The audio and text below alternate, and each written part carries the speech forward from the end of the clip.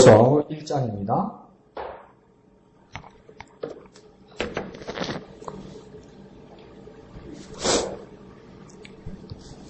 빌립보서 1장 1절에서 11절까지인데요. 우리 이인숙 지사님 1, 2절 우리 첫 달락 읽어주시면 나머지 같이 읽도록 하겠습니다. 그리스도 예수의 종 바울과 디모데는 그리스도 예수 안에서 빌립보에서 사는 모든 성도와 또한 감독들과 집사들에게 편지하노니 하나님 우리 아버지와 주 예수 그리스도로부터 은혜와 평강이 너희에게 있을지어다. 예, 다 같이요. 내가 너희를 생각할 때마다 나의 하나님께 감사하며 간구할 때마다 너희 무리를 위하여 기쁨으로 항상 간구함은 너희가 첫날부터 이제까지 복음을 위한 일에 참여하고 있기 때문이라. 너희 안에 착한 일을 시작하신 이가 그리스도 예수의 날까지 이루실 줄을 우리는 확신하노라. 내가 너희 무리를 위하여 이와 같이 생각하는 것이 마땅하니 이는 너희가 내 마음에 있음이며 나의 매임과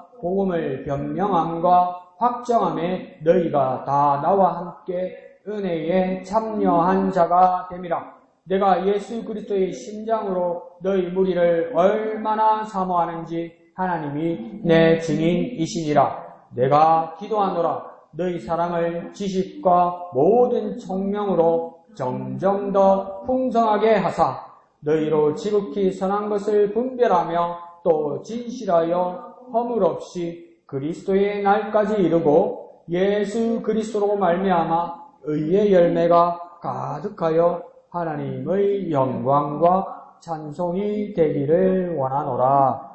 아멘. 자, 우리 이제 빌립보서를 보게 됩니다. 욥기를 본 걸 보니까 한 달, 열흘, 40일에서 45일 정도 되는 것 같아요. 어떤 사람 50일이라고 그러는데 안 세봤네. 그래서 하여튼 어마어마하게 본 거죠.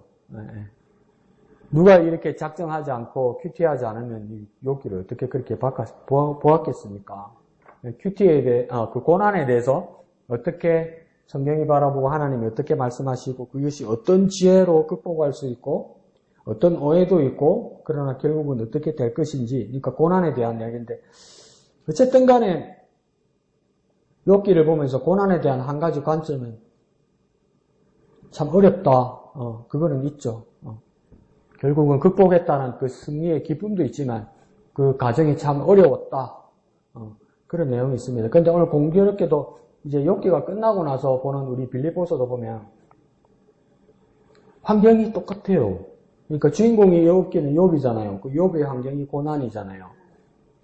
빌립보서의 주인공은 어떻게 보면 이 성경 안 보면 모르죠. 이제 빌립보서를 펴서 안 읽어보면 빌립보서의 주인공이 누구세요? 라면 또 빌립보 자꾸 난리 난다.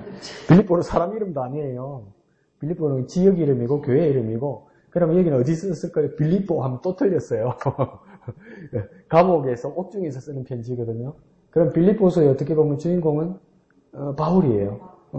근데 바울의 환경도 지금 뭐냐면 고난입니다. 고난. 그러니까 욥의 환경도 고난이었고, 지금 오늘 빌립보서를 이제 시작할 때 바울의 환경도 똑같이 고난이에요. 그러니까 고난에 대한 눈이 조금 달라요. 우리가 이 배경을 잘 모르면 빌립보서가, 그리고 전반부를 잘 읽어보면 이 빌립보서가 환경이 뭔지를 몰라서 그냥 전체적인 분위기를 빌립보서를 뭐로 느끼냐면 분위기 좋네 이렇게 돼요.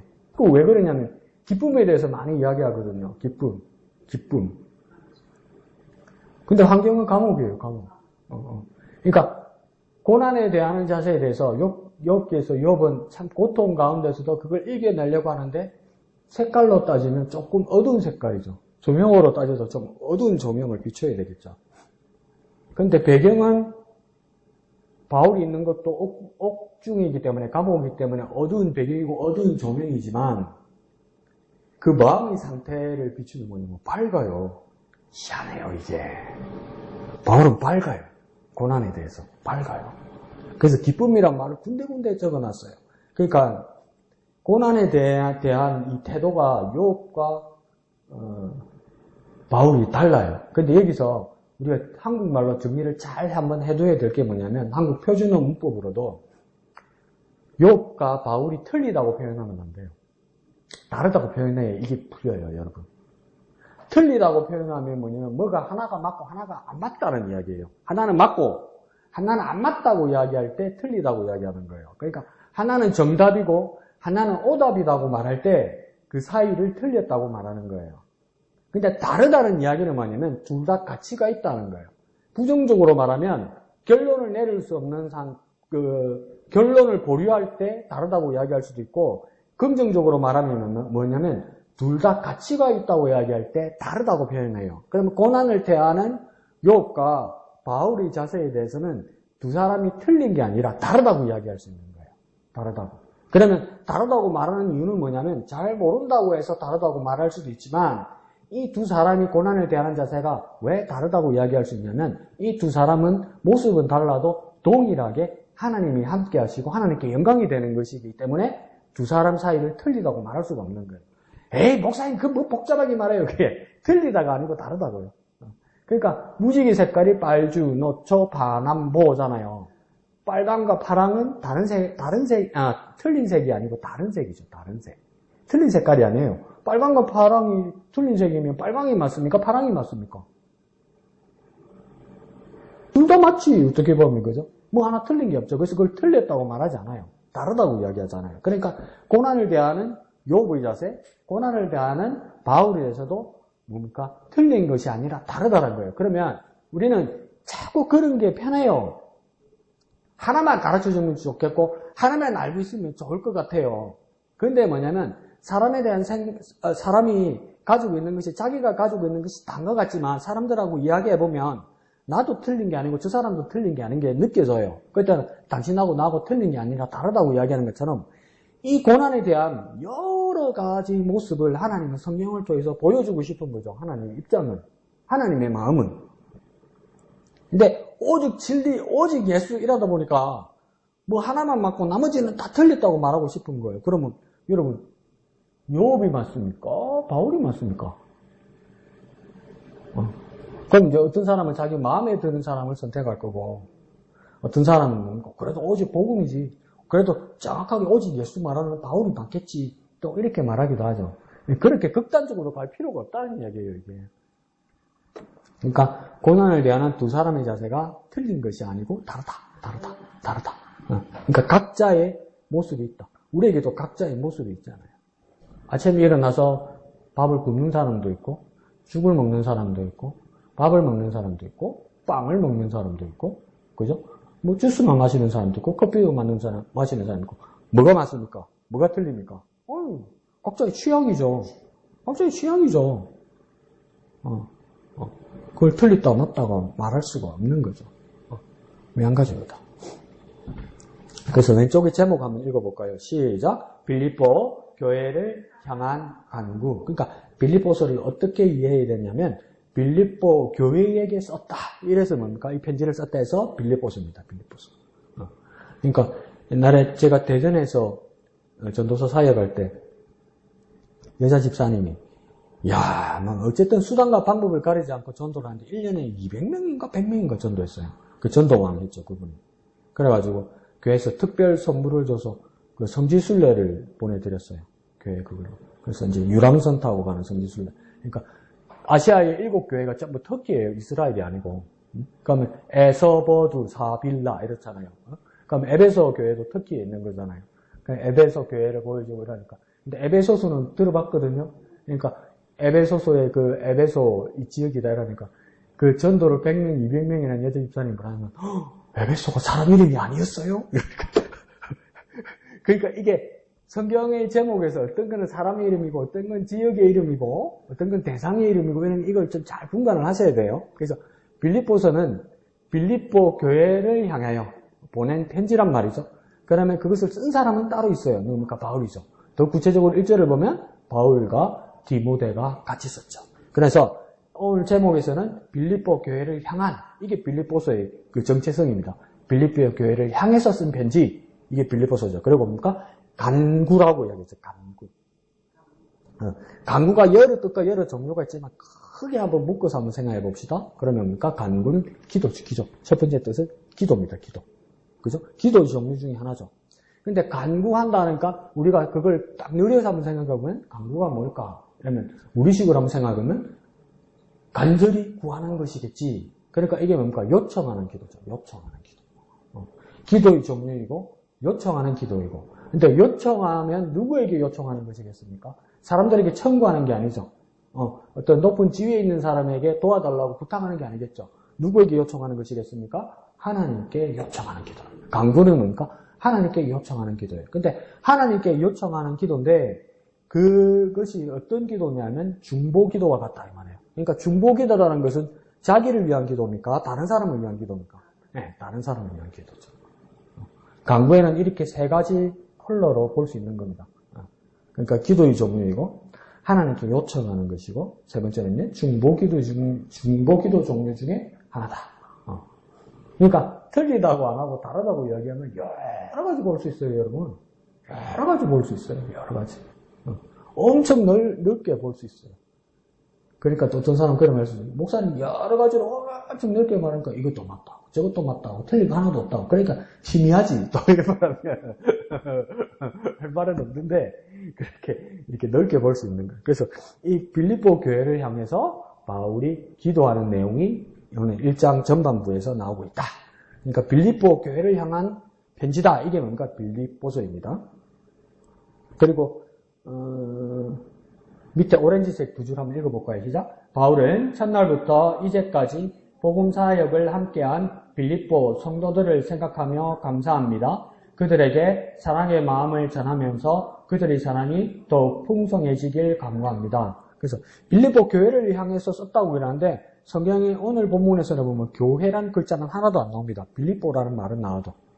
그런데 왜 우리는 이것의 대상자가 빌립보 교회라고 이야기하냐면 빌립보 지역이라는 건 나오는데 왜 빌립보 교회라고 이야기하냐면 그 안에는 뭡니까? 빌립보 교회 안에 빌립보 성도들이 있기 때문이에요. 그러니까 1절 후반부에 보면 모든 성도와 또한 감독들과 집사들에게 이러잖아요. 그러니까 성도, 감독, 집사, 이 다 뭡니까? 사람이죠, 사람. 그러니까 교회는 뭡니까? 건물이 아니라 교회는 사람이에요, 사람. 교회 안에 있는 사람. 그러니까 교회의 정체성의 가장 중요한 건 뭡니까? 교회 안에 있는 사람.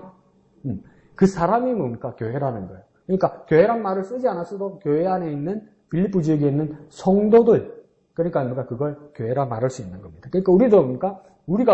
그러니까 우리 찬양에도 그런 찬양이 있잖아요. 우리는 주님의 움직이는 교회 이러잖아요. 그러니까 움직이는 교회가 여러 가지 뜻이 있지만 한 가지만 생각해 보면 교회가 왜 움직인다고 말했을까요? 찬양에서 왜 교회가 움직인다고 말했을까요? 여러 가지 뜻이 있지만 한 가지 뜻은 여기 보면 교회가 왜 움직이죠? 교회가 가만히 있는데 교회가 가만히 있어도 우리가 찾아오는데 시간 맞춰서 장소에 근데 왜 교회가 움직인다고 그래요? 뭐 성령의 역사로 움직이니까요. 대단한 거고 그것도 틀린 건 아니에요. 근데 왜 교회는 움직이는 교회죠? 처음에 찬양식 할 때 뭐라 합니까? 우리는 이러잖아요. 그걸 뭘 말하는 겁니까? 사람을 이야기하는 거예요. 근데 왜 움직이는 교회라고 하냐면 역동성을 가지고 이 말도 있지만 뭡니까? 사람이니까 움직이지, 살아있으니까 움직이지. 내가 교회니까 움직이지, 그 뜻입니다. 여러 가지 뜻도 있지만 그 중에 한 가지 뜻이 내가 교회이기 때문에 그런 거예요. 내가 교회인 이유는 내가 성장이 아니기 때문에요. 내가 시체가 아니기 때문에 내가 무덤에 안 들어가 있기 때문에 움직이잖아요. 그러니까 내가 교회다, 우리가 교회다 이 말이죠. 여기서도 그런 뜻으로 말하는 겁니다. 그래서 빌립보 성도들을 생각하며 감사합니다. 그들에게 사랑의 마음을 전하며 그들의 사랑이 더욱 풍성해지기를 간구합니다. 이랬죠. 그래서 이 빌립보 교회의 어떤 상황을 이야기하면서 빌립보를 상황을 이야기하면서 서신서 중에 4개. 그래서 앞자만 따서 이렇게 외우기도 해요. 에베소서를 이러고 빌립보서를 빌 이렇게 쓰고요. 골로새서를 골 이렇게 써요. 그리고 빌레몬서는 똑같이 빌을 쓸 수 있기 때문에 몬 이렇게 써요. 빌레몬서는. 그래서 빌, 골, 몬 이 4개가 뭡니까? 옥중서신이라고 불러요. 그러니까 바울이 감옥에 있을 때 쓴 편지들이에요. 이 4개가. 뭐라고요? 빌, 골, 몬. 그래서 은 에베소서, 빌은 빌립보서, 골은요? 골로 가는 게 아니고 골로새서요. 그 다음 뭐는요? 몬스터가 아니고요. 빌레몬소. 몬소. 요 4개. 자, 좋습니다. 한번 해볼까요? 예. 우리 이양택 집사.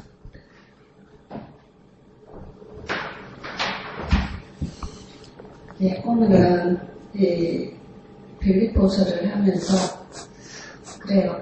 12월 마지막 달을 맞이하면서 빌립보서 이거를 읽으면서 그래 1년을 이제 되돌아보는 시간이었어요. 이렇게 편지 서신, 옥중 서신을 이렇게 하면서 그래서 3절에서 7절 말씀을 보면서 그래 내가 너희를 생각할 때마다 생각할 때마다 그래 우리가 한 1년을 지나면서 하나하나 그를 생각할 때마다 나의 하나님께 감사하며 간구할 때마다 너희 무리를 위하여 기쁨으로 항상 간구함은 너희가 첫날부터 이제까지 복음을 위한 일에 참여하고 있기 때문이라. 너희 안에 착한 일을 시작하시니까 그리스도 예수의 날까지 이루실 줄을 우리가 확신하노라. 그러면서 할 때 여기 7절을 보면서 왜 이렇게 우리가 생각하고 이래 할 수 있을까 했을 때 여기 7절 중간 부분에 보면 너희가 내 마음에 있음이며 이걸 보면서요. 그래요. 우리가 마음에 항상 한 사람 한 사람이 동역자들이나 우리 마음에 둘 때 우리가 생각하고 그들을 위해서 기도할 수 있었고 그들을 위해서 함께 지냈던 것을 한 번씩 생각할 수 있었던 오늘의 시간이었고 그래요. 그래서 우리가 좀 더 이 옥중서신으로 이렇게 바울이 이렇게 할 때 이 빌립보 교회에 간구하는 이 모습들 아무래도 본인에게 이 생각할 때마다 아니면 간구할 때마다 이렇게 기쁨으로 항상 간구할 때마다 아니면 이렇게 복음을 위한 일에 참여 이런 것을 보면서 그래 우리도 좀 도전하는 우리들 돼야 되겠고 동료자들을 위해서 우리가 1년 동안 지내면서 우리와 함께 했던 자들을 한 번 더 생각하는 오늘 하루의 시간이었습니다. 예, 감사합니다. 그래서 3절이 시작할 때 보면 대꾸를 이렇게 쓰는데요. 바울이 뭐라냐면 내가 너희 빌립보 교인들을 생각할 때마다 이래요. 그리고 근데 또 그 밑에 줄에 가면 간구할 때마다 이렇게 나와있죠. 첫 줄에는 3절 첫 줄에는 생각할 때마다 밑에 두 번째 줄에서는 간구할 때마다. 근데 그 다음 대꾸로 이루는 말들이 뭐냐면 생각할 때마다는요 하나님께 감사한다는 거예요. 생각할 때 감사하고요. 그 다음 간구할 때마다는요 기쁨이 있다고 이야기해요. 그러니까 빌립보 교회에 대해서 바울이 어떻게 여기냐면 생각할 때는 감사하고요. 간구할 때도 뭡니까? 기쁨이 있다고. 근데 우리는 보통 어떤 대상을 바라볼 때 우리가 1년을 돌아보거나 이러면 사람들이 반성만 열심히 하다 보면 만족사항이 있고 불만이에요, 불만. 그 불만이고 뭡니까? 부족한 것밖에 안 느껴요. 그러니까 반성이 심하다 보면 어떻게 됩니까? 자기뿐만 아니라 다른 우리 같이 있는 공동체에게도 한 해 동안 저 사람은 고생은 많이 했지만 참 왜 저렇게 뭐가 안 됐을까, 뭐가 어려웠을까, 참 아쉽다, 뭐 이런 생각으로 시작한단 말이에요. 근데 바울은 의외로 빌립보 교인들을 생각할 때 감사하다는 겁니까? 만족한다는 거예요. 만족한다는 거예요. 좋다는 거예요. 그리고 또 간구한다는 겁니까? 하나님 앞에 기도하고 요청하는 거잖아요. 우리가 중보기도하고 간구하는 내용들, 중보기도하는 내용들 가만히 한번 생각해 보십시오. 그러니까 하나님, 내가 아니라 남을 위해서 기도. 하나님, 누가 아픕니다. 누가 문제가 있습니다. 누구에게 어려움이 있습니다. 누구에게 고통이 있습니다. 이러면 다 뭡니까? 안 좋은 상황이잖아. 안 좋은 상황. 그런데 그 안 좋은 상황을 위해서 중보기도로 간구하면 그 무슨 기쁨이 있어요? 간절한 마음에 끓는 마음이 있죠. 애절한 마음밖에 없죠. 근데 바울은 뭡니까? 빌립보 교회에 향해서 간구하고 중보하는 기도 가운데서도 이미 뭐가 넘쳐났냐면 기쁨으로 가득 찼다는 거예요. 기쁨으로. 그러니까 이 왜 기쁨으로 찼을까? 바울이. 강구하는 내용이면 빌립보 교인들도 뭔가 부족하고 뭔가 필요하고 이러니까 하나님 이런 부분이 아쉬우니까 하나님 이 사람들에게 이 교회에 무엇을 주십시오. 하나님 절박합니다. 이렇게 간절히 기도하는 것 같지 않게 왜 벌써 이미 기쁨으로 강구할까? 그 해석이 뭐 여러 가지가 있을 수 있지만 보통은 뭐라고 해석하겠습니까? 이미 받은 줄로 믿고 기쁨으로 하나님 앞에 구하면 하나님께서 주시기 때문에 그것도 틀린 말은 아니에요. 그것도 한 가지 의미가 있고요. 그냥 또 원색적으로 한번 생각해 봅시다. 강구하고 있는데도 저들에게 채워달라고 부족한 부분을 채워달라고 하나님 앞에 간절히 기도하고 있는데도 이미 기쁨으로 강구한다는 건 뭐냐면 그냥 마냥 좋아. 교인들이 마냥 좋아. 빌립보 교인들이. 그러니까 우리식으로 한번 생각해 볼까요? 좋아서 더 주고 싶어. 그런 거 있잖아요. 어느 친구 집에 놀러 갔는데 그 집에 친구 집에 놀러와서 그 친구 집에서 이제 저녁을 같이 먹는데 어머니, 아버지, 할머니, 할아버지 계시고 친구하고 같이 이제 저녁을 먹는데 그날 그거야. 뭡니까? 떡만둣국이 나온 거야. 그러니까 떡만둣국을 한 그릇 이렇게 쩌다하게 주시면서 이제 그 친구 어머니가 누구야? 우경아 많이 먹어. 맛있게 먹어. 더 있으니까 더 먹어도 돼. 이런 거예요. 근데 얘가 떡국에 떡은 잘 먹는데 만두를 싫어하는 애예요. 근데 만두가 또 가치가 나가잖아요. 그러니까 친구 어머니가 만두를 얘를 더 담아줬어요. 그때 얘는 만두가 싫으니까 만두를 먼저 먹어치우고 지 맛있는 떡을 먹으러 만두를 먼저 먹었는데 어머니가 가만히 보시면 우경이 만두 좋아하네. 만두 더 먹어. 이러면서 좋다. 한번 생각을 해보세요. 좀 만두 좋아해요. 저는. 그런데 이것처럼 그런 식으로 이렇게 더 채워주는 것이 아니라 내가 또 하는 이야기 까먹었다. 하여튼 이런 식으로가 아니라 그러니까 어머니 생각에는 얘가 더 좋아하니까 기분 좋아서 더 준단 말이에요. 그러니까 얘가 이 뜻은 아니지만 엄마가 느끼는 거. 근데 꼭 맞는 비유는 아니지만 빌립보 교인들이 신통방통하게 잘하는 거예요. 잘하네. 잘 먹네. 그러니까 더 먹어.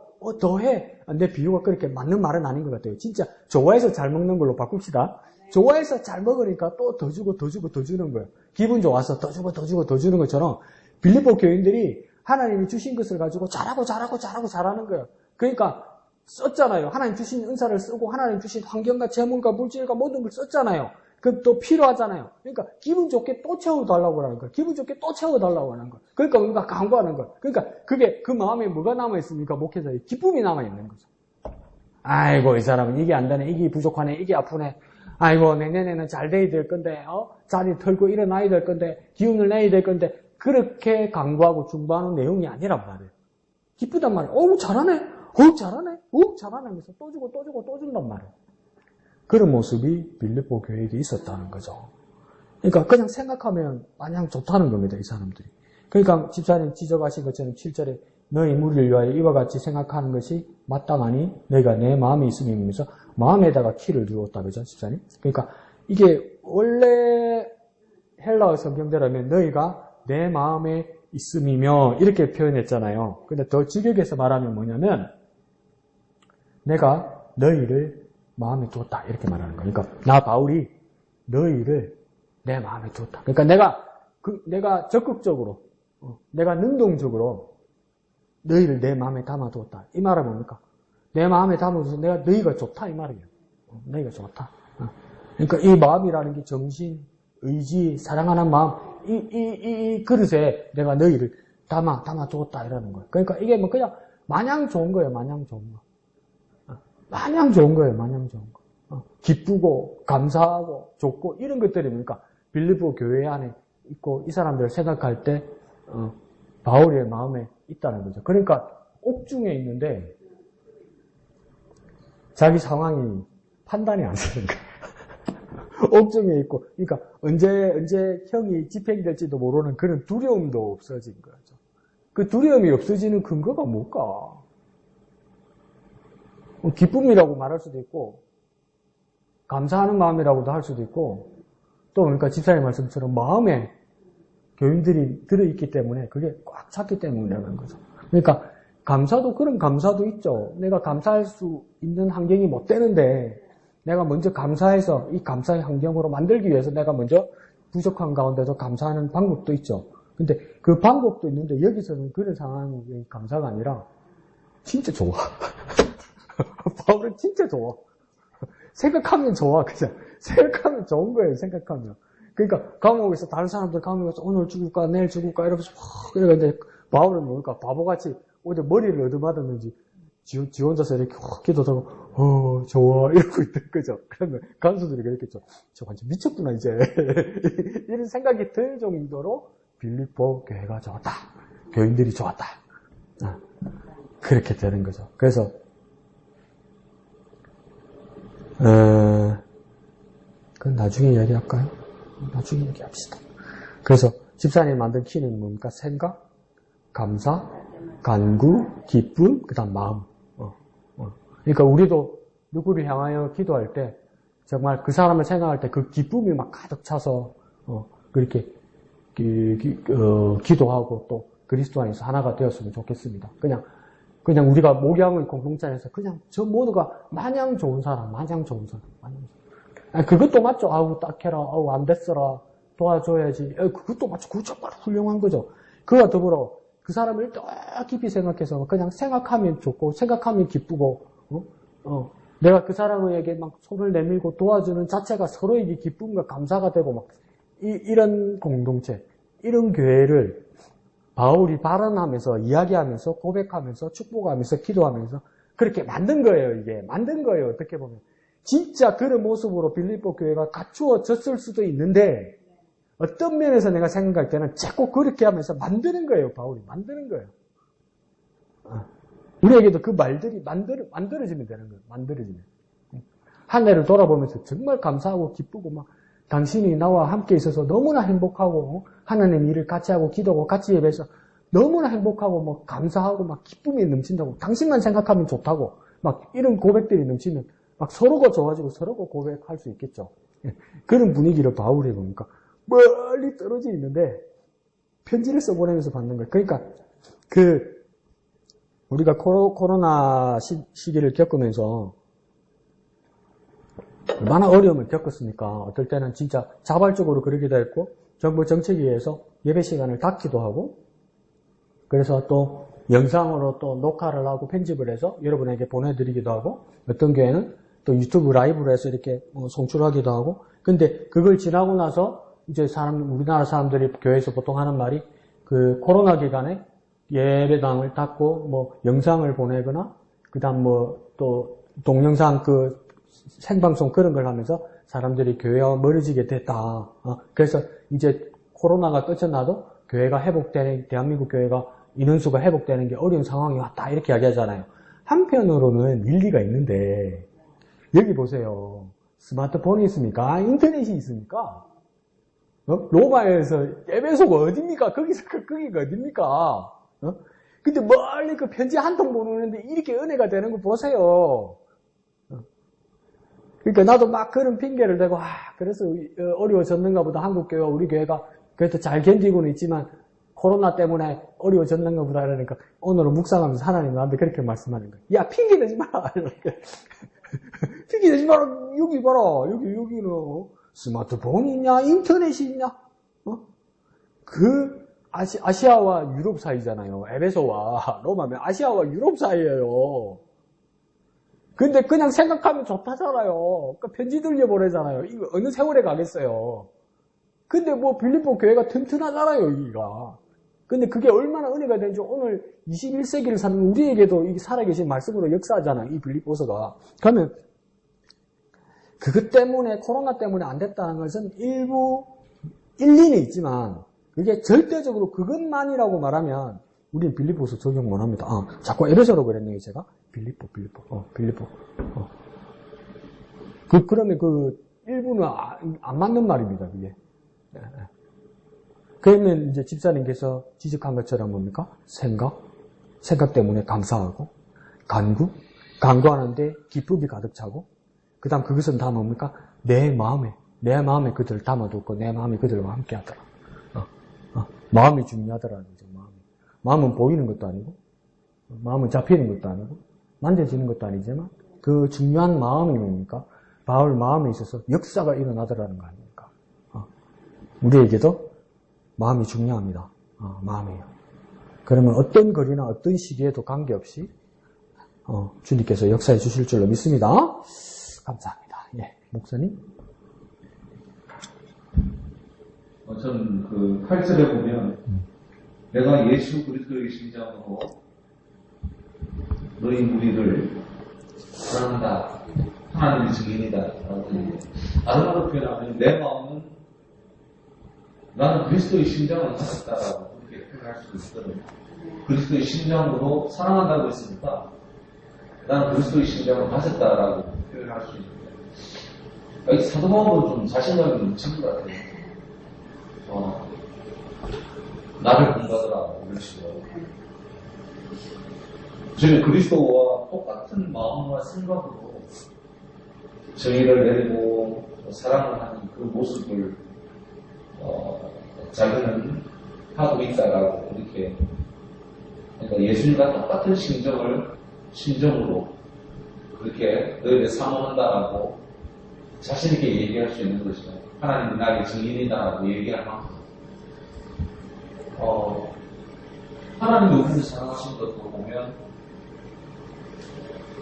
우리가 사랑받을 만한 것이 하나도 없음에도 불구하고 사랑하고 또 아들을 주시니까 사랑하는 그 사랑인데 예수님도 그 아버지의 마음을 닮았고 그래서 십자가에 죽으시니까 우리를 사랑하시고 그 다음에 그 예수의 그 사랑의 마음이 우리들 속에 있다고 하는 것은 빌립보 교회가 잘하긴 잘해요.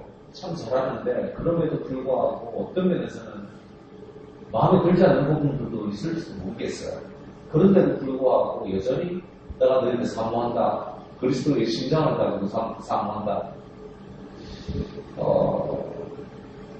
지금 그것이 목사의 마음일 것이고 또 지금 그것이 사모한다, 염려한다, 너를 그리워한다, 혹은 내가 관심을 갖는다, 이렇게 표현할 수 있겠죠. 그리스도의 관심, 그리스도의 명령, 과연 이런 것들 속에서 나는 정말 그리스도의 심장을 가지고 있나?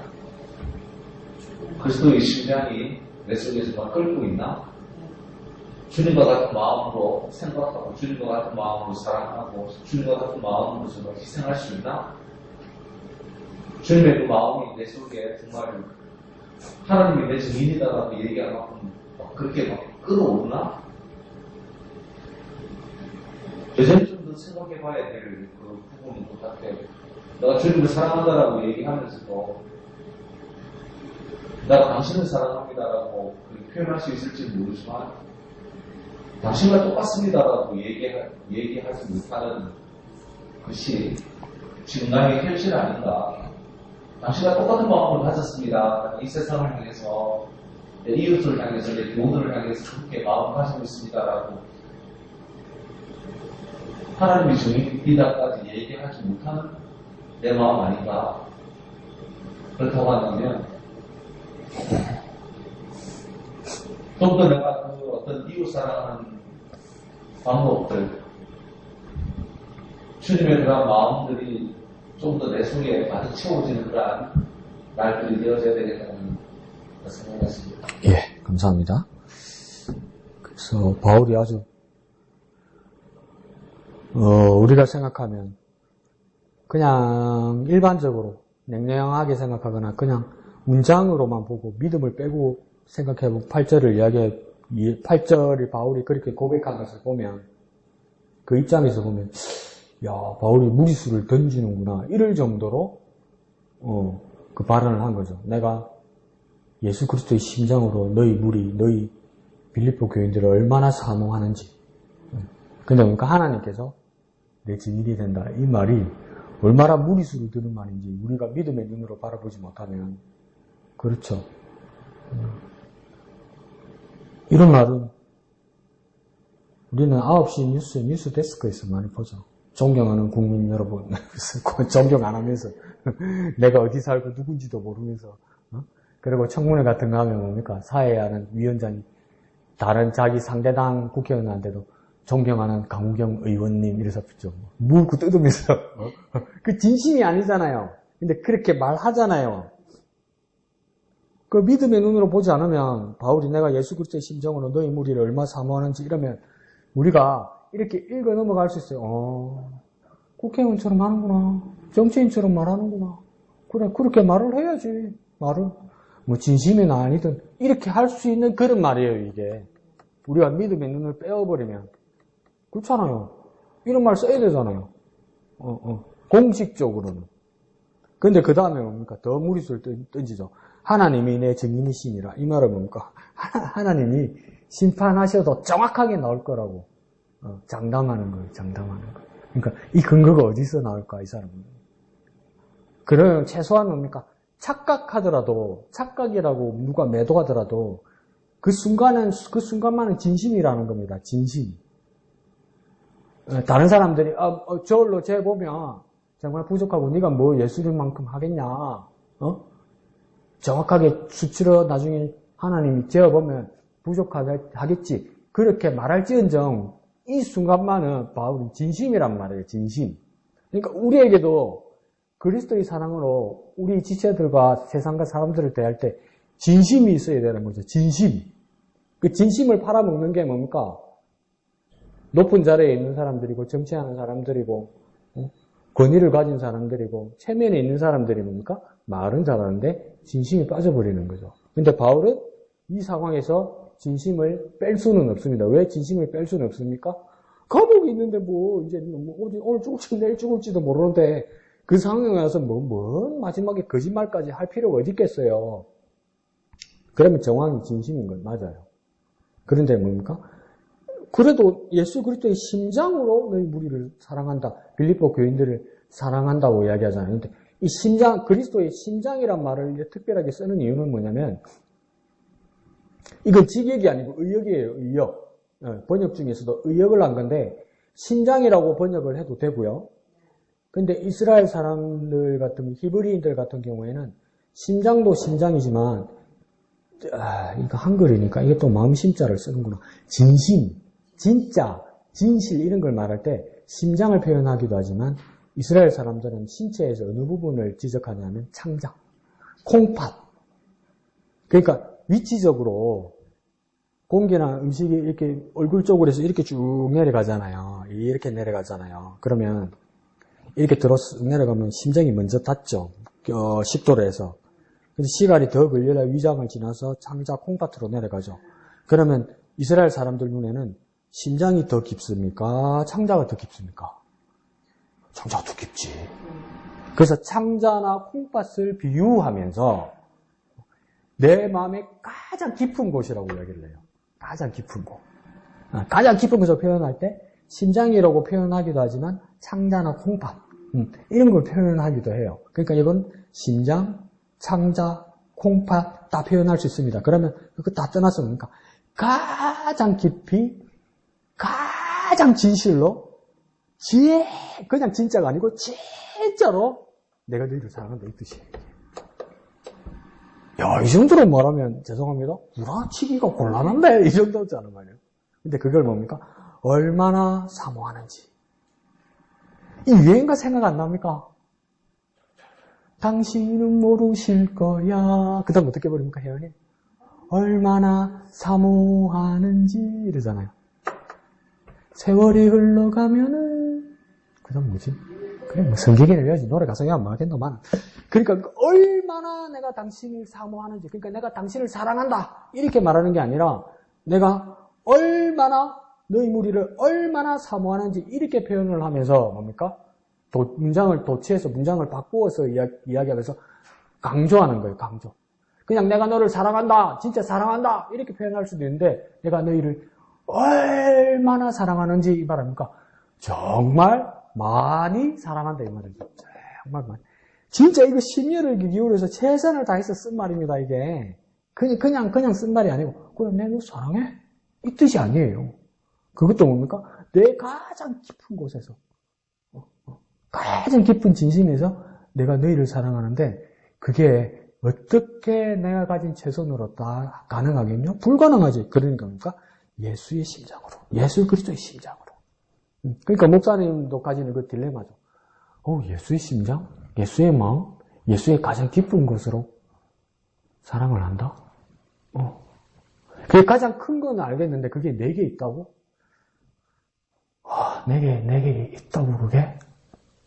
절대적인 하나님의 은혜를 받으면 있다고 말할 수도 있지만 내가 그렇게 예수 그리스도의 심장으로 내가 지금 누구를 사랑하고 있나? 그런 막 무서운 질문이 들죠.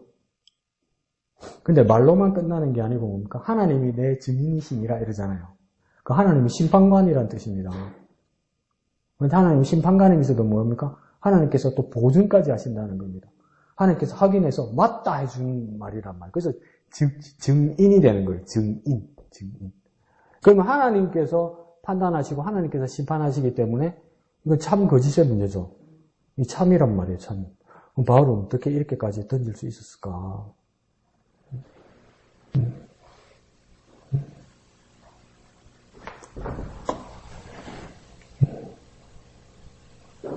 어떻게 가능하죠? 바울은 그렇게 한 것 같은데 그렇게 안 했으면 하나님께서 성경을 정경할 때 야 빌립보서 빼 이러든지 뭡니까? 8절 지야 이러든지 뭐 일이 났을 건데 맞단 말이죠. 맞다는 이야기는 뭐냐면 이 빌립보서를 쓰고 나서 편지를 빌립보 교인들이 받고 나서 추정하기로는 빌립보 교회 담당자가 이 편지를 받고 나서 빌립보 교인들에게 읽히고 공공연하게 읽히고 그걸 계속 묵상하고 그 다음 또 돌려서 본 걸로 끝난 것이 아니라 그 빌립보 교회 외곽에 있는 지역 사람들도 나중에 돌려봤을 거란 말이에요. 그러니까 이게 원본도 있을 거고 펜으로 붓으로 뺏겨서 필사본들도 있을 거고 그러니까 여러 이제 손으로 복사한 여러 부분들이 있어서 나중에 어떤 것이 진본인지 모를 정도로 많은 분량들이 수없이 여러 지역에 돌았을 거란 말이에요. 그러면 이 말이 가짜면, 이 말이 과장이고, 이 말이 허위가 있으면 이 편지를 누가 돌려보겠어요? 그렇지 않겠어요? 처음에 받은 빌립보 교인들이 8절을 읽으면서 바울이 내가 예수 그리스도의 심정으로 너희 무리를 얼마나 사모하는지 하나님이 내 증인이시니라 이러면 뭡니까? 삐딱하거나 바울한테 상처받은 빌립보 교인 중에 한 사람 뭐라고 해서 읽으면 이러지 않겠어요? 뭐 말이 그렇지 뭐 이런 사람도 있을 거고 인간적으로 관계가 좋고 가까웠던 사람은 한때 그러긴 했지. 그래서 다는 아니지 뭐 이런 이야기가 분분하지 않았겠어요? 근데 그런 분분한 것이 없이 빌립보서라는 성경의 일부분으로 들어선다는 것은 첫째는 뭡니까? 빌립보 교인들이 교회가 인정했단 말이에요. 이게 아니 그게 무슨 말이냐면 바울이 그렇게 하는 걸 느꼈다는 거예요. 바울 목사가 우리 빌립보 교인들 한 사람 한 사람을 예수 그리스도의 심장으로 예수 그리스도의 가장 깊은 마음으로 우리를 얼마나 사랑하는지를 나 빌립보 교인들이 느꼈다 이 말이에요. 이게 진짜 겪었다는 말이에요. 다른 사람은 몰라도 우리는 겪고 진짜란 말이에요. 그러니까 이게 남았죠. 이게 남아서 수백 년이 나중에 흘러서 주후 400년인가 그때 보니까 성경 안에 넣자고 이견이 없었다는 거예요. 다른 의견이 없었다는 거예요. 그게 무슨 말입니까? 인간적으로도 이 말 맞다 이거예요. 사람들이 모여서 회의하면서도 이 말 맞다. 그러니까 이거 넣어야 된다 이렇게 된 거 아니에요. 그러면 뭡니까? 8절 하나만 봐도 이거 진짜네. 바울이 진짜 이랬네 이렇게 되는 거예요. 그러니까 너무 이렇게 크게 개념적으로 추상적으로 생각하는 것도 중요하죠. 왜요? 빌립보서는 성경이고 신약 성경 안에 있는 옥중 서신 중에 하나고 하나님께서 성령으로 역사하셔서 성령의 감동으로 됐기 때문에 성경 안에 들어갔다.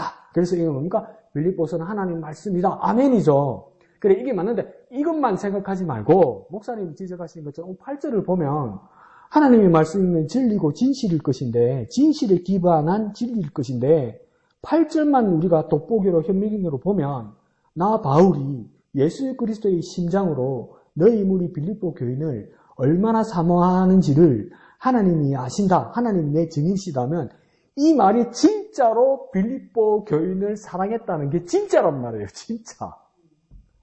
진짜. 이게 하나님 말씀이다. 맞죠. 근데 바울이 진짜 빌립보 교회를 사랑한 게 진짜란 말이에요. 진짜. 이 놀라운 일이란 말이에요. 놀라운 일. 놀라운 일.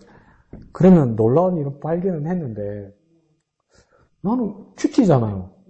나는 어떻게 해야 되지? 목사님 딜레마도 그렇고 제 딜레마도 그렇고 내가 어떻게 바울처럼 예수 그리스도의 마음으로 예수 그리스도의 깊은 심장으로 사랑해야 되지?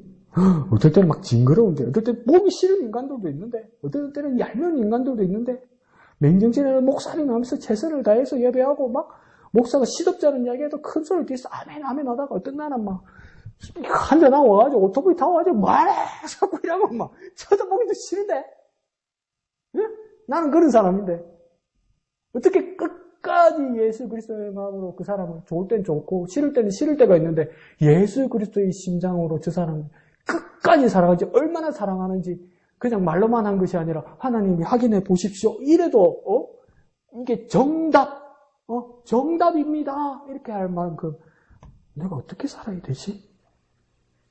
내가 어떻게 살아야 되지? 그냥 넘어갈래 했는데 목사님 지적하니까 저도 고민이 되네요.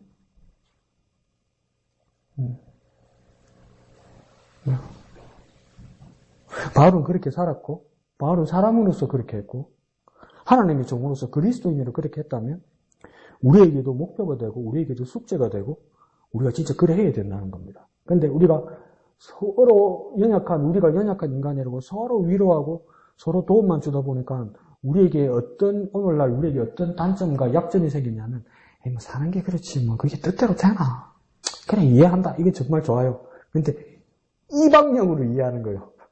연약하고 자꾸 믿음 없는 방향으로 우리가 서로 이해하고 위로하는 거죠. 이제 바울은 그 반대로 갑니다. 그래 나 사람이야. 그래 나 그리스도인이야. 너희들과 같이. 베드로 말대로면 나도 당신들과 똑같이 성정을 가진 사람이야. 근데 바울은 뭡니까? 그래서 예수의 심장으로 내가 너희를 얼마나 사모하는지 이러는 거예요. 그럼에도 불구하고가 아니고 그래서 내가 그리스도의 심장으로 내가 너희를 얼마나 사모하는지 하나님이 내 증인이시니라. 그 뒤에 이 말만 안 붙여놨어도 대강 하겠는데 사랑합니다. 좋아합니다. 행복하세요. 얼마든지 할 수 있겠는데 그러니까 하나님 한번 살펴보십시오. 진짜인지 가짜인지 이게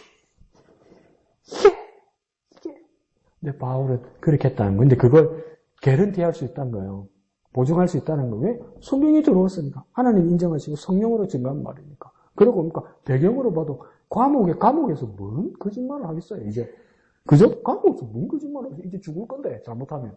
여기서 죽지는 않았지만 그래도 뭐 감옥 갔으면 죽을 수도 있겠다 이렇게 생각했을 거 아니에요. 내일이 없던 사람인데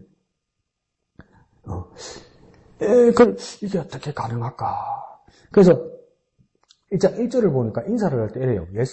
그리스도 예수의 종 바울과 디모데는 그리스도 예수 안에 있는 빌립보에 사는 모든 성도와 감독과 집사들에게 편지하노니 이래요. 그러니까 바울이 자기 독립자 디모데의 정체성을 얘기할 때도 그리고 편지를 받을 빌립보 교회의 구성원들, 성도, 감독, 집사들에게도 그 빌립보 교회의 정체성에도 공통적인 정체성이 있어요. 그러니까 편지를 보낼 바울과 디모데에게도 편지를 받을 빌립보 교인들에게도 공통된 정체성이 있어요. 이 사람들이 공통적으로 만날 수 있고 공통 분모가 있고 공통적으로 이해할 수 있고 서로 교제하고 연결될 수 있는 그 유일한 이유가 있어요. 그게 반복되는 말이 뭐냐면 저는 빨간 줄로 두 번째 하는데 뭐냐면 그리스도 예수예요. 1절 시작할 때도 뭡니까? 그리스도 예수의 종 바울과 디모데예요. 근데 이것만 보면 그렇지 바울 정도면 되면 그리스도 예수의 종이지. 높으신 분이니까 예수님하고 직통하시는 분일 거야. 직통. 나는 그런 이야기도 들어봤네. 자기 아버지가 은사가 엄청 많은 분이래요. 그 아들이니까 믿어. 그러니까 장점이 있어도 단점이 있어요. 그러니까 대대로 예수님을 믿어오던 그 가족들 있잖아요. 그러면 어떨 때는 뭐가 기준이 됐냐면 하나님 말씀보다는 그러니까 우리 아버지, 우리 할아버지가 기준이 돼요. 우리 아버지가 그러던데 우리 할아버지가 그러던데 심지어 우리 신학교 다닐 때도 신학생인데도 교수님한테 질문하고 공부하면 우리 아버지가 그러던데요. 이러면서 짜증나 진짜. 학생이 책을 보든지 말씀을 보든지. 근데 왜냐면 그 중에 한 친구가 뭐라냐면 자기 아버지는 목회하고 사회 가시는데 그 은사가 있대요. 그래, 은사 있죠. 있는데 무슨 은사가 있냐면 들어봤어요? 투시의 은사? 성경에 투시의 은사란 말이 있어요? 근데 그거 공공연하게 많이 써요. 그래서 그 투시의 은사가 뭡니까? 뭐 하는 겁니까? 그 목사님 자주 농담으로 하시지만 난 네가 지난 여름에 한 일을 알고 있다. 그거 하는 거예요, 그게. 그게 은사인가? 그 사람이 숨기고, 숨기는 건 나쁜 거지만, 죄악을 숨기는 거. 근데 자기 사생활인 것 때문에 부끄러워서 숨길 수도 있는 거고, 말하지 않을 수도 있는 건데, 투시의 은사를 가진 사람은, 죄송합니다. 딱 까발리는 거예요. 목적은 선하겠죠. 회개시키려고 그러겠죠. 근데 은사에는 투시의 은사라는 게 없어요. 그러면서도 그분이 그렇게 목회를 하고 교인들을 데리고 나름대로 교회를 하는 이유 중에 하나가 뭐냐면 교인들은 그 투시의 은사를 가진 목사님을 어떻게 얘기했냐면 특별한 목사님이라고 생각한단 말이에요. 왜 특별한 목사님이냐면 우리는 그냥 교인이고 우리는 평민이고 우리 목사님은 특별한 예수 그리스도와 성령에 의한 특별한 은사를 받은 아주 레벨이 다른 분으로 본단 말이에요. 그렇기 때문에 좋게 말하면 좀 어려워하고 쓰면 안 되겠지만 경외하는 마음으로 따라야 되는 높으신 분으로 생각한단 말이에요. 그래서 또 그 교회로 돌아가더라고요. 참 희한하대요. 근데 그분만 그러면 뭐냐면 그 전제는 뭐냐면 특별하게 그분은 그 목사님은 특별하게 그분만이 예수님과 통하는 뭐가 있는 특별한 존재라는 거죠. 그런 어려움을 갖고 있는 거죠. 그런데 오늘 빌립보서 1장 1절에 시작할 때는 뭐냐면 처음 시작할 때 그리스도 예수의 종 바울과 디모데는 이러잖아요. 그러면 이 부분만 보면 이해해요. 아이고 바울은 아이고 디모데는 특별한 사람이지. 그러니까 예수님과 직통하는 그리스도 예수의 종이 될 수 있지 이 말이죠. 그러면 말하면 이해를 해요. 근데 그 다음 뭐랍니까? 그리스도 예수 안에 있는 빌립보 교인들. 그러니까 빌립보 교인들도 뭡니까? 그리스도 예수 안에 있다고 그래요. 이 말이 뭡니까? 다 예수 그리스도 안에 있대요. 바울이 먼저 선언해버린 거, 니나 내라 같다는 거예요. 그러니까 똑같이 별 볼 일 없다는 말이 아니라, 너도 나도 똑같이 귀하다는 거예요. 뭐 때문에? 예수 그리스도 때문에. 나도 예수 그리스도 때문에. 당신들도 예수 그리스도 때문에. 이 공통 분모가 있는 거예요. 그러니까 이것 때문에 반갑고, 이것 때문에 관계가 맺어지고, 이것 때문에 공동체가 되고, 이것 때문에 기뻐하고, 이것 때문에 집사님 말한 것처럼 뭐냐면 그리스도의 마음이 생기고 막 이런 거예요. 마음이 생기고. 그러니까 목사님 말하는 것처럼, 너에게도 예수 그리스도 안에 있고, 너희들도 예수 그리스도 안에 있고, 나도 예수 그리스도의 종이기 때문에 너무나 반갑고, 그 말로 뭡니까? 옛날 초원복국집 사건처럼, 우리가 남이가! 이러는 것처럼 뭡니까? 바울이 생각할 때 빌립보 교인이 남이 아닌 거예요. 왜요? 뭐 때문에? 예수 그리스도 때문에. 그러니까 뭐합니까? 네 안에도 예수 그리스도가 있네. 내 안에도 예수 그리스도 있네. 우리는 어디 있노? 우리 모두 예수 그리스도 안에 있네. 이렇게 되는 거예요. 우리 아이가 예수 그리스도를 발견하니까 내가 당신들을 얼마나 사모하는지 알겠느냐 이 말이에요. 그러니까 당신을 사랑하는 게 고역이나 노역이 아니라 그 당신들을 위해서 내어주고 당신들을 위해서 강구하고 감옥에 있을지라도 당신들을 생각하면 기쁘고 다 이거 뭐 때문입니까? 알고 보니까 예수 때문이야. 아이고 참. 예수가 뭐길래? 예수가 뭐길래? 근데 빌립보 교인들도 그 예수 그리스도 안에 있는 것을 깊이 알고 있었고, 바울도 뭡니까? 그 깊이 안에 있었고, 공통의 것을 가지고 있기 때문에, 기쁨이 있고, 또 목사님 말씀하신 것처럼, 얼마나 사모하는지, 막 마음 깊은 곳에서 그들을 사랑하고, 그게 뭡니까? 하나님께서 뭐라고 말씀하실 수 있답니까? 인정 이룰 수 있다는 거. 그래, 맞아. 네 말이 맞아. 인정 이룰 수 있다는 거. 그러면 나는 뭘 해야 될까? 히브리서 6장에서 말한 것처럼, 히브리서 기자가 그렇게 하죠. 그러므로 예수 그리스도를 깊이 생각하라. 이래요. 예수 그리스도를 깊이 생각하라. 내가 행복할 수 있는 방법이 다시 거기로 돌아가야 되는 건가? 내가 예수 그리스도를 깊이 다시 생각하고 그 예수 그리스도의 마음을 회복해야 되는 건가? 근데 우리 예수 잘 알아요. 예수도 잘 써요. 예수의 혜택도 많이 받아요. 그러니까 옛날에 몇 번 말씀드렸지만 그런 것도 있잖아요. 그 왜 옛날 영화에 달마야 놀자라는 영화 있었잖아요. 그게 뭡니까? 그 조직폭력배 깡패들이 절에 사는 스님들을 못 살게 그러고 절에서 쫓아내려고 그런 거 아니에요. 그래서 막 서로 막 싸우고 이러는 거 아니에요. 그러니까 요즘은 바뀌었지만 옛날 절이 다 옛날 구식 화장실이었잖아요. 구식 변소였잖아요. 그러니까 스님이 일부러 화장실 변소 들어갔는데 괴롭히려고 그러니까 스님이, 그러니까 조직폭력배가, 깡패가 화장실 들어갔는데, 막 화장실 밑에서 막 해코지 한 거 아니에요. 그러면 옛날 우리 사람들 전설에 있으니까 화장실에 귀신이 막 괴롭히는 거 때리 생겼을 거 아니에요. 그러니까 깡패인데도 무서워가지고 어떡하대요, 절에서. 막 그러면서, 예수. 예수.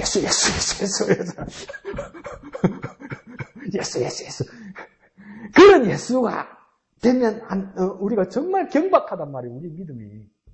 그러니까 예수 천당 불신 지옥이 맞는 말인데 그냥 듣게 되다가 예수 천당 불신 지옥 예수 천당 불신 지옥 예수 믿고 천국 갑시다 예수 믿고 다 맞는 말인데 그와 더불어 히브리서 6장에서 말한 것처럼 예수를 깊이 생각해야지. 경박하게 여기지 말고 경박하게 사용하지 말고 경박하게 날려먹지 말고 그 예수라는 이름을 그 예수를 깊이 생각하라.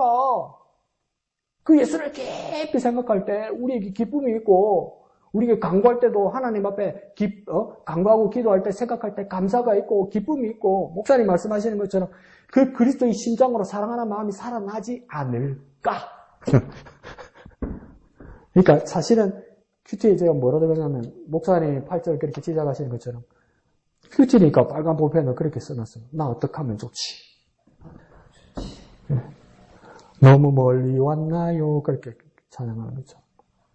다시 예수 그리스도를 깊이 생각하고 그 마음으로 돌아가야 되겠구나. 근데 전부 가능성이 있기 때문에 말씀에 그렇게 써놓은 거예요, 여러분. 불가능하면 안 써놨을 거예요. 우리가 안 해도 되는 일이면 말씀 안 하셨을 거예요. 가능한 일이고 여전히 어려워 보여도 우리가 해야 되는 일이기 때문에 말씀을 써주셨고 우리가 분명히 추구하고 우리가 분명히 손에서 맺을 수 있는 열매일 거예요, 그거. 그러니까 우리가 그 예수의 마음으로 회복되는 저와 여러분, 그 기쁨으로 회복되는 저와 여러분, 그 마음을 가지는 저와 여러분 되시기를 예수님 이름으로 축복드립니다. 다 같이 찬송하신 후에 기도하고